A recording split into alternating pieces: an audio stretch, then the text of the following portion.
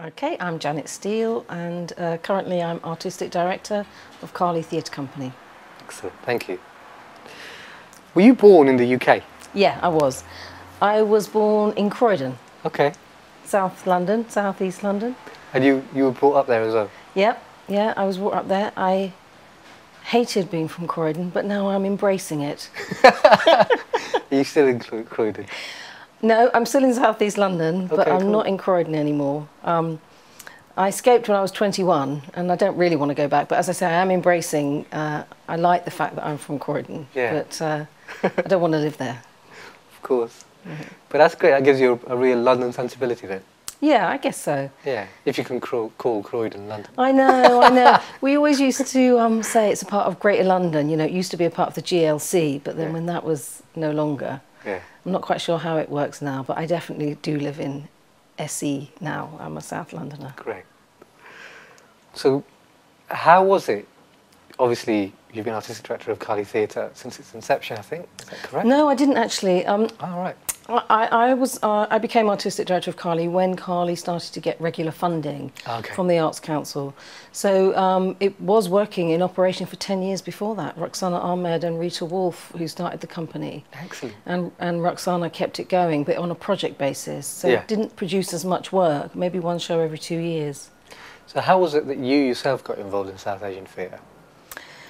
Well, I started working as an actress first. I started working when I was 18 as an actress, and I'm from a mixed background. My father's Tamil and my mum's English, and when I started acting, my first job was at the Royal Court, but then I sort of fell into telly. I did a lot of telly. So you were an actor first? Yeah, and being half Indian, there weren't that many South Asian actresses then. You know, I recall myself and Rita Wolf right at the very, very beginning, and then a couple more came later because I didn't go to university. So I started really young, whereas the actresses that came along a little bit after that, I think, went to uni, so they were just a couple of years behind, if you like. So in those early days, Rita and I just cleaned up, we did all the work. So I did a lot of TV dramas. At that time, in the 80s, there was a lot of dramas about, you know, arranged marriages and suicides, and I did my fair share of those. So I started working, you know, as an actress, and then I did some work with Tara Arts, with Jatinda. And I just have, you know, I was a member of the Black Theatre Cooperative from the age of 18. Wonderful. So it was just been my, you know, that's kind of what I've always done. It's part of who I am, so. Art seemed a bit of a hub from talking to people about that. Totally. It was a hub. It was, you know, Jatinda was the person we all looked up to, and Tara Arts was the place where we all hung out, and we definitely all saw the work, and we definitely all wanted to be in the work. They were good times. So to get some clarity on the trajectory of your career, what was it that initially inspired you to participate in theatre, performance, acting? It was a bit boring, really. I was one of those kids that always wanted to do it from a very young age. And I think I always wanted to be a director, but I never felt confident enough. And coming from a sort of working class background and not going to university, I certainly didn't feel clever enough to be able to be a director. And I literally just... I studied drama and English at A-level college and sixth form college, and then I just auditioned for the Royal Court for their youth theatre, and at that time I wasn't sure what I wanted to do. I was trying to go to drama college, but I couldn't afford it. So I was working in a furniture shop in the daytime. I joined the youth theatre in the evening, and the very now famous Danny Boyle was directing a show there called Cinders. And he gave me the lead part in this play. Excellent. So my first directing job was with Danny Boyle, which is quite a coup. And the piece did incredibly well. And from that I got an agent. And it was one of those things, you know, it's one of those stories that you hear, you know, where you're just doing nothing and then all of a sudden you're acting, and my whole life changed, basically. Brilliant. And so that's how it happened. And then it just continued. For 10 years I continued acting. But in the interim I'd already started directing. And then when I hit 30, I thought, right, this is it. I've got to stop acting now and become a director. Yeah. So the day after my 30th birthday, I rang my agent and said, right, I'm not acting anymore, I'm going to be a director. And that's what I did. Brilliant. And you'd been acting since your teens then? Professionally since I was 18, yeah. Excellent. Yeah. So that gives you a really good run at acting before you did. Yeah, 12 years I acted for before I, just fully became a director. Although I started directing when I was about 26, and I was writing as well, so I was always dabbling. And what was it about directing particularly that drew you to it? Well, even as an actor, I was always interested in the whole thing. Yeah. It wasn't just... I was more interested in the whole thing than my story and my character, if you like. So I was always... When I was filming, I always wanted to see what was happening behind the camera, and the cameraman would always let me look through the lens, and I'd always talk to the director about the concept, and all of that kind of stuff. And it was, it's the whole picture. And I know acting, you can also do the whole picture if you're lucky enough to be playing the lead, but that doesn't always happen, does it? Especially in telly, you're often playing small parts, and that's just soul destroying. You just feel like you're... Well, it doesn't. I don't know. It's a temp job, and it's not a very interesting temp job because you're learning a few lines and then you're going away again. Whereas the director, you're always there. You're thinking about the whole thing. And the thing I enjoy most about directing, because I only do theatre, is I get to play every single part in my head. Yeah. And it's wonderful. So I can play the Juve lead, I can play the old villain, I can do everything, and it's all going on in my head. Yeah. And it's great. And it's not that I make people do it the way I want to do it, because they often do it much better than me, but that's a part of my process, and so that's what I love about directing. Brilliant. Obviously, Carly is now considered a key company within the British South Asian theatre sector, as well as the general theatre sector. Would you characterise your work as British South Asian? With Carly? I suppose I'd like you to answer that in both circumstances. Yeah, I think... I don't think of my work as being South Asian. I think of my work as being British South Asian. My personal cultural background is South African. My family still live in South Africa, my Indian family. So, so my context of being Indian is more South African Indian, if you like, than in India Indian. Yeah. But I think, I think that the way we live in this country is quite different to how people live in India and how people live in South Africa or Kenya or wherever. And the way in which I look with my eyes, I'm looking in the British way. I'm looking with all of my references and all of my history that I bring, which is completely fused and mixed, and it's a part of who I am and it's a part of who I'll always be. So that's how I address the work. And the majority of the writers who work for Carly are British South Asian, even though they might be writing about stories set in India. And most of the actors that we work with are British South Asian. So, and even though, when we have got a play set in India, we've done one recently, we're going to do another one soon, we do the research and we make sure that we try and create that world as best as we can. But I'm sure people from the Punjab will say, oh, that's not right, you haven't got that quite right, that accent's not right. Yeah, Indian actors are always telling me how bad the British South Asian actors are accents. Yeah. How they never get it right. So there's that, but I'm really proud of who I am and what I've got to offer, and I think it is a bit different, and that's all I can give, really. I don't pretend to be anybody else, I just be who I am. And you think that's true for both your own career and Carly's? My own career is a little bit different, I guess, because I don't do that much work now outside of Carly, and the work that I do is usually very different from the work that I do at Carly, which I absolutely love because it allows me to do big projects with more casts and stuff like that. But I will always bring to it who I am. If I'm doing, I've just been doing the government inspector by Gauguin. And I completely approached that in exactly the same way I'd approach any play. You know, I don't think I'm approaching it in a particularly cultural way. That's just who I am. I mean, I feel, you know, our culture is a part of who we are. It's not something I put on. It's not something I can take away. It's what I am. So, and my artistic references are mostly European. Yeah. Because that's where I grew up. Of course. So then, do you think it's still useful to consider British South Asian theatre as a distinct genre? Yeah, I do. I think it's so important, because I do think it is distinctive. It is that mixture that I was talking about.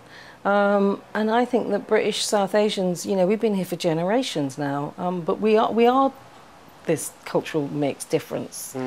We do have different life experiences, different expectations, different dreams, different thoughts. You know, some might be the same as other cultures, but they are quite unique. And I think it's really important for theatre to have that in the mix. You know, we're here and we're here to stay, and we might as well be on the theatre in Britain, because we are a part of Britain. Of course. Do you think, like, obviously people have tried to define it probably to death, but do you think there is a common thread between the stories that various people might consider themselves working within this British South Asian umbrella? Do you think there's a common thread between the stories that they're trying to tell? Is there something that unites them? There are some commonalities. I think because Carly solely works with South Asian female writers, there are recurring themes that the women want to explore and that they feel passionate about. So when we get our scripts in every year, there are, you know, themes that run through. And they are particularly South Asian, they totally are, and they totally need to be explored. Some people say, oh God, not that again, not the old forced marriage again, or, you know. But actually, they're really important issues. And if our writers are writing about them, then we need to look at that and think and do that work. And it's still happening. It's still happening. It's still happening. And that's life experiences, you know, of some people. And we're here to try and tell their stories. And outside of Carly, do you think there's something, like, within the general British South Asian theatre sector, do you think there are commonalities being told, of stories being told between communities? I mean, between companies as well, and between writers? Do you think it's something that unites them?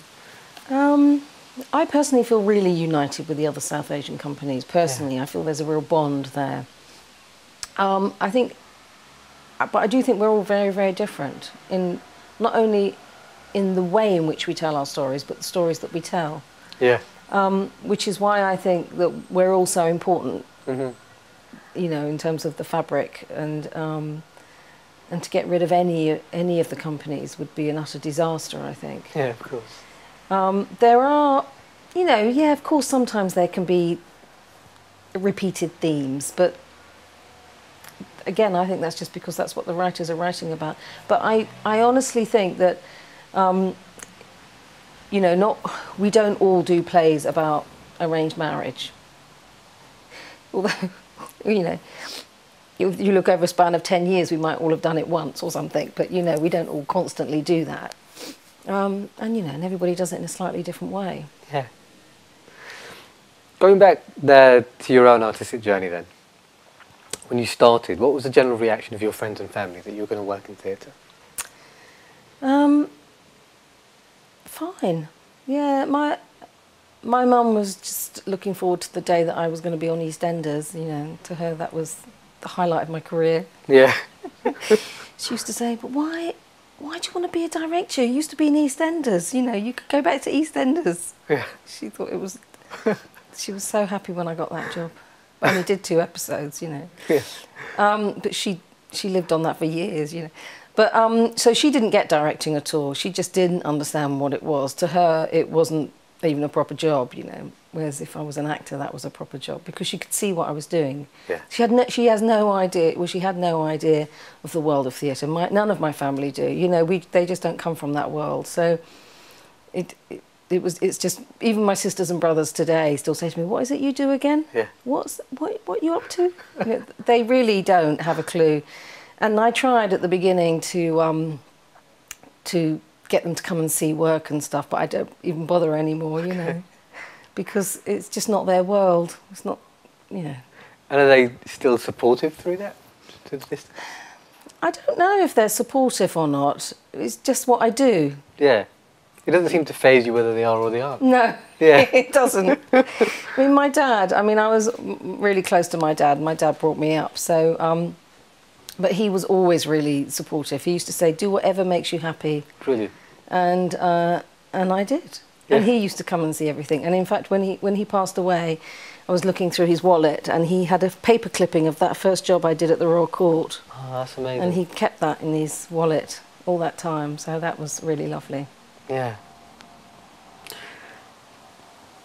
There's a question here being asked about whether there was any trauma within the journey of your artistry, and if so, how has that been transferred into positive memory? I understand where that question's coming from, but there hasn't really been any trauma. No. No, it was. That's a good thing. Yeah, no, it is a good thing. It is a good thing. I mean, it was traumatic for me giving up acting. That was a bit traumatic. Yeah. But it's naff trauma, isn't it, that really? Because I was going from one thing to the other and I was grieving it a little bit. And I still sometimes think, oh, I'd like to be an actor. Just give me one little job just to see what it feels like again. But that wasn't really trauma. That was more, you know, an early midlife crisis. Do you still miss it? Acting? Just occasionally, but as I say, you know, I get to mess around in the rehearsal room and I'm always messing around, so... You're still keeping it alive? Yeah, and a couple of times since I joined Carly, I've unfortunately had to go on stage when an actor was sick or a parent was sick. So, it's still there. Good.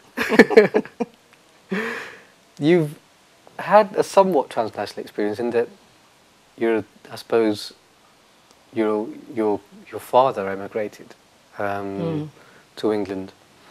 How would you feel that that part of your transnational being informs your identity today?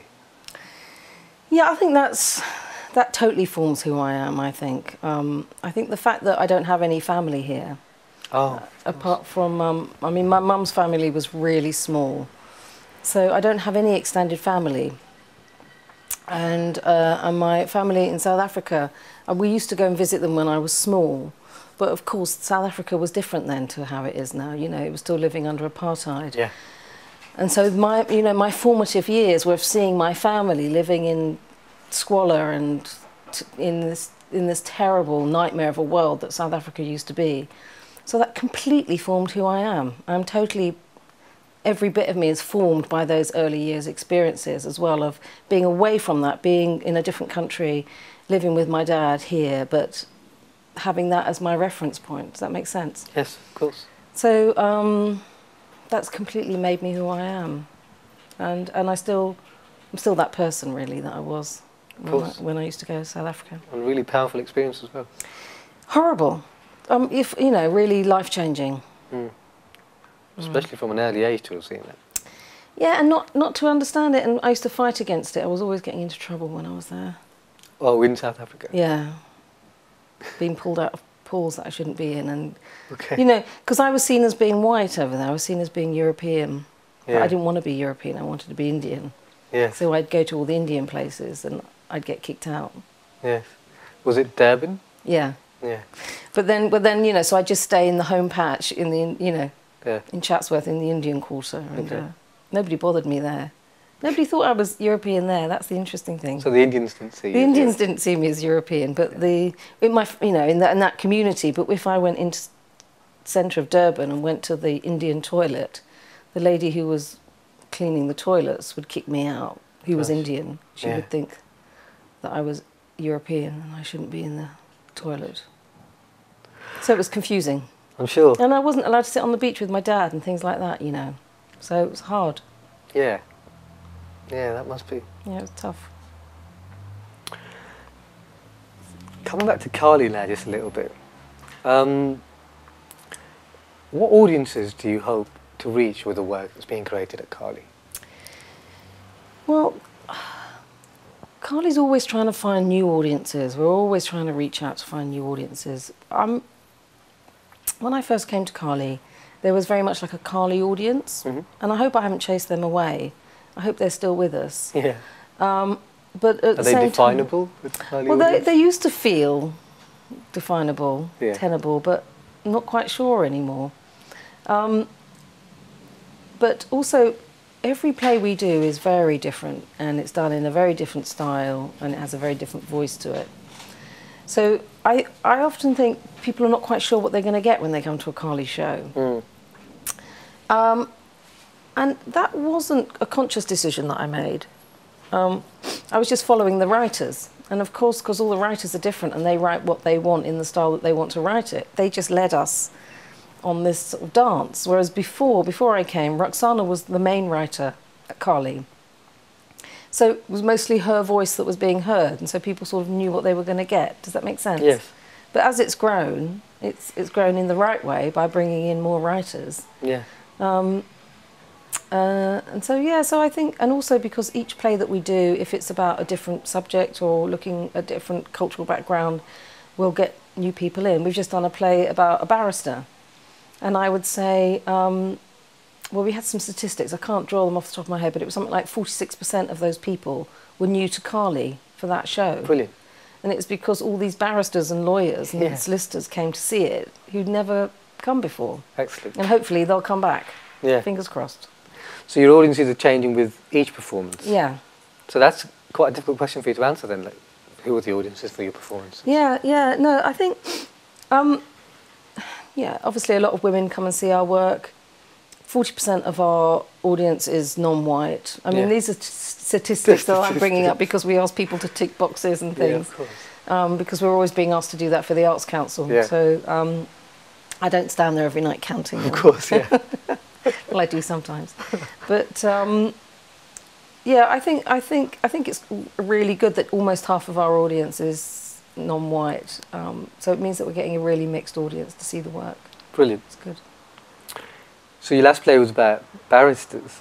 That's interesting. It feeds into the next question quite well because it's asking, what is it about your work, and how does your work rather reflect the lives of everyday people? Yeah, I think it totally does, actually. I think that's what our writers really get right. Mm-hmm. We're writing about real people, and I think that's because the majority of our writers are first-time writers. Mm-hmm. So, almost all about 80% of our playwrights, this is the first play they've ever had put on. Yeah.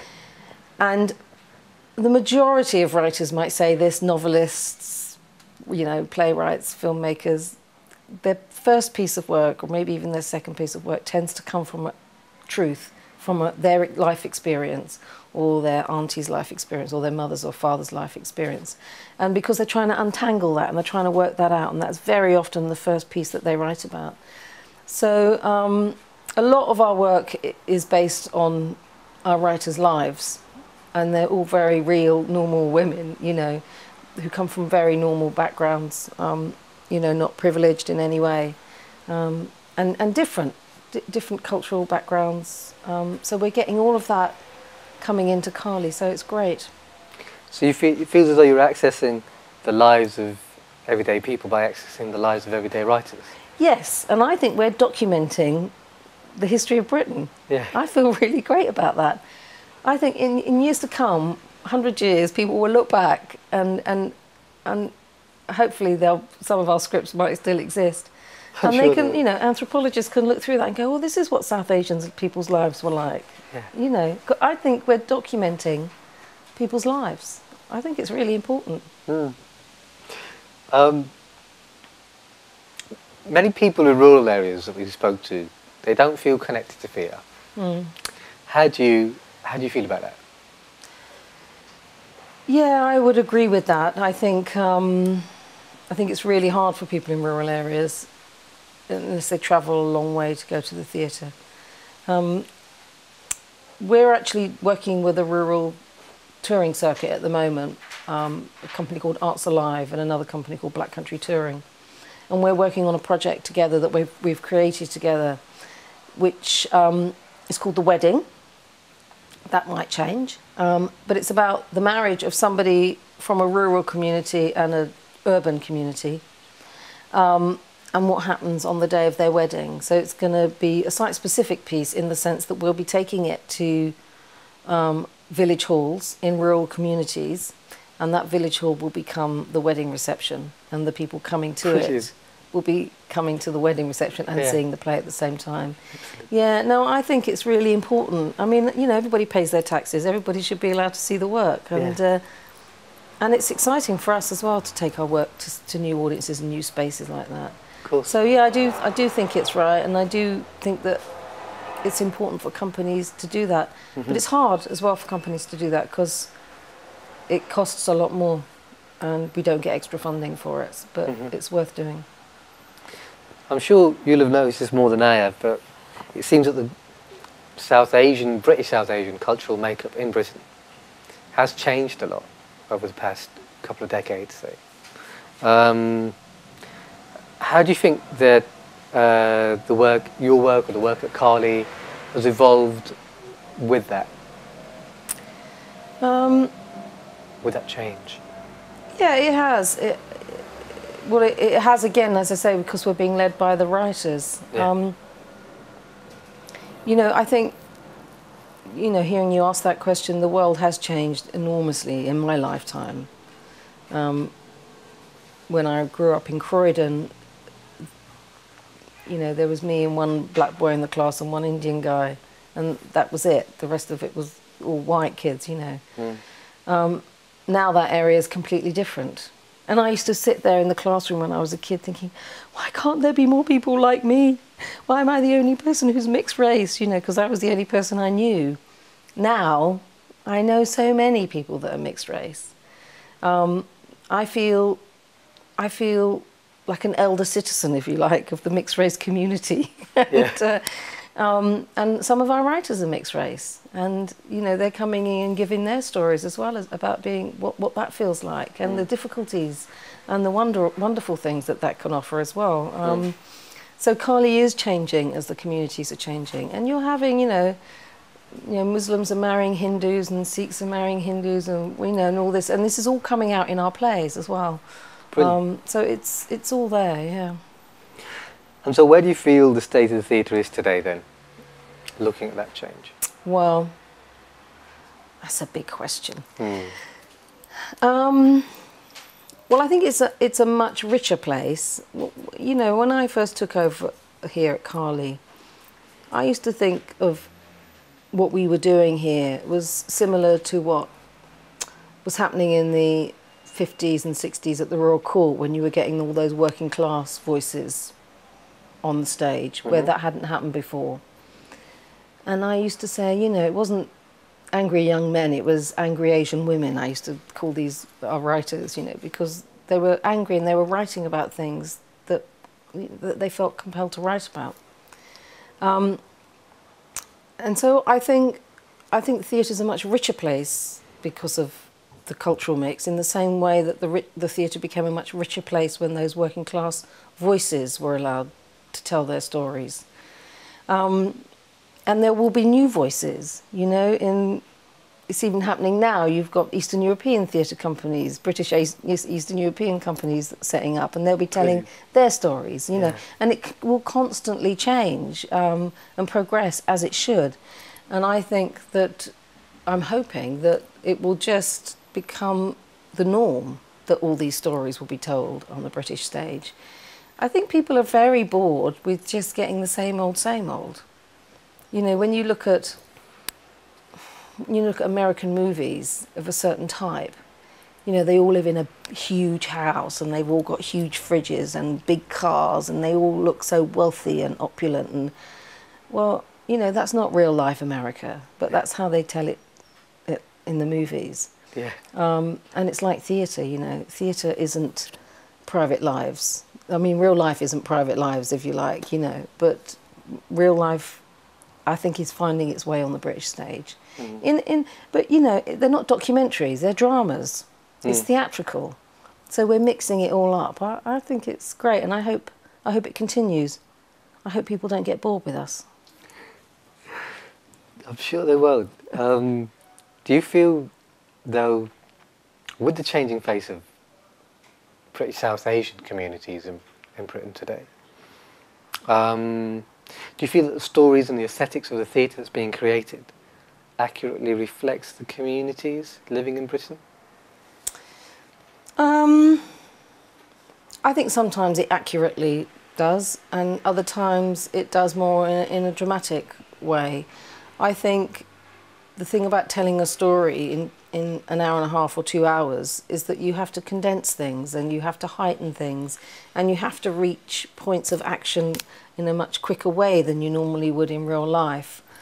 So although you are telling real stories, in real life it would be played out in a much more slower kind of, or maybe even sometimes a much more aggressive and dramatic way as well. I mean, they always say real life is stranger than fiction. But, you know, we did a play called Benna, for example, that was set in a kitchen. Yeah. And it felt very real and natural and real time. Although it was heightened, it had real moments of heightened drama. So in order for us to capture that ordinariness, if you like, we set it in a real house, in a real kitchen. So people used to come and see the play. They would come to a house and we'd sit, I think it was a maximum of 21 people we could squeeze into the kitchen. And they would sit there in the kitchen and literally watch this kitchen sink drama being played out in front of their eyes. And the audience loved it. The actors loved it too. It was scary sometimes. But I mean, in terms of seeing ordinary life, we kind of thought, well, if you were going to do it, let's take it to its real extreme and set it in an ordinary house, you know, no lighting, nothing. So it is something that we're aware of in terms of the kind of drama that we do and how we're going to tell it. The barrister play that I talked to you about, we set that in real courtrooms. And when the judge came in, we made everybody stand up. You know, So you've done that quite a lot, going into site. Well, we've done it those 2 times, and we'll do it again with the wedding project. So we haven't done it lots, but every time we've done it, people love it. And every time we've done it for a reason. We've done it because the play felt it needed it. Not because, you know, it really is site-specific. It's not site-specific, let's do a play in a barn or let's do a play in a warehouse. It's totally site-specific where the play should be. Yeah. It's cheaper than making a set. What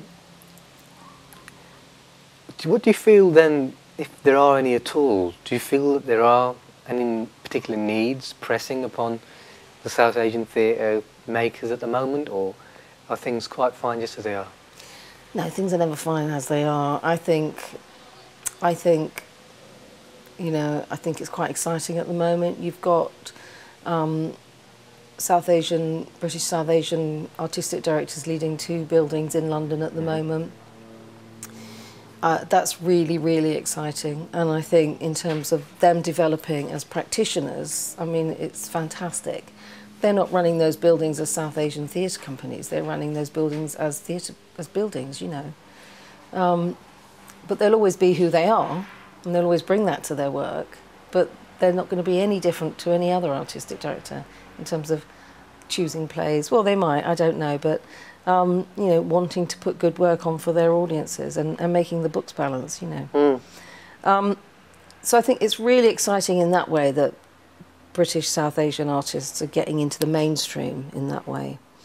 I think that's a good thing, and I think that although companies, culturally specific companies like Carly, are really, really important, and I hope that they never go away for the type of work that we do. I also think it's really important for artists of all cultural backgrounds to be able to do whatever they want. I don't think British South Asian artists should be only able to do South Asian work because, you know, we're much more than that. I'm saying we're British, we're here, we've got all this cultural background, we're human beings, you know.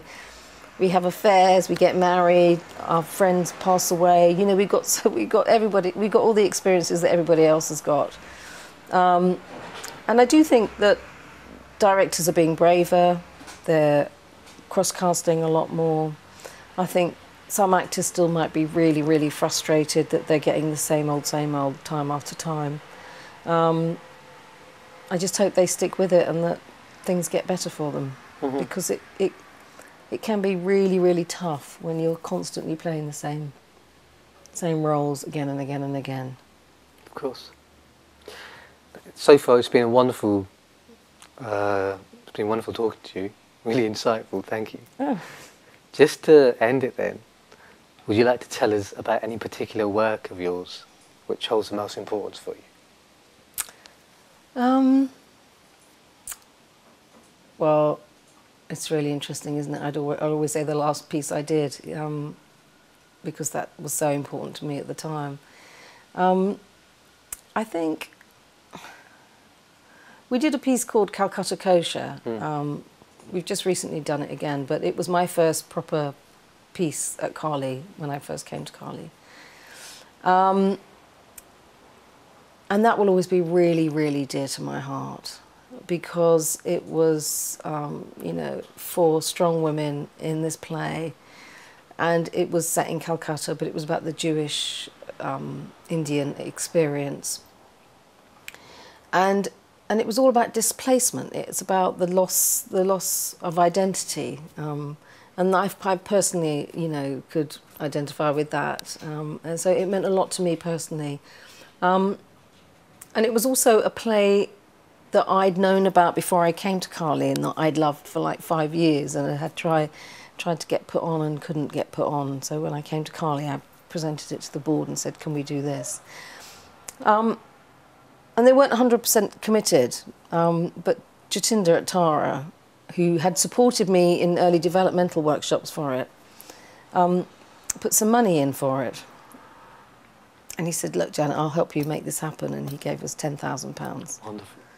And they became a partner in the project. And so that will always be really important to me, I think.